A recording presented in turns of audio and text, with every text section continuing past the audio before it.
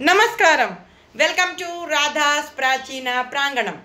అడుగుతా చెప్పండి అనే కార్యక్రమంలో భాగంగా నిన్న మిమ్మల్ని ఒక క్వశ్చన్ అడిగానండి. నేను వినాయకుని ఏ అవతారంలో నెమలి వాహనంగా ఉంది అని.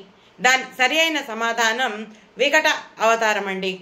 ఈ వికట అవతారంలో నెమలిని వాహనంగా చేసుకుని కామాసురుడు అనేటువంటి రాక్షసుడిని చంపాడని కథనం ఉందండి. ఈ కామాసురుడు అనే వాడు కామము, క్రోధము, మోహము ఇలా ఉన్నాయి కదండి మాయలు. ఈ కామం అనే మాయలో పడి మానవుడు తమ చిత్త మనోవికారాలకు గురయ్యి జీవితాన్ని నాశనం చేసుకుంటున్నాడు. అలాంటి రాక్షసుని సంహరించడానికి ఈ నెమలిని వాహనంగా చేసుకున్నాడు. నెమలి అందానికి, మనోవికాసానికి, నిగ్రహానికి ప్రతీక. అందుకని చెప్పి నెమలిని వాహనంగా ఈ వికట అనే అవతారంలో వినాయకుడు చేసుకున్నాడండి.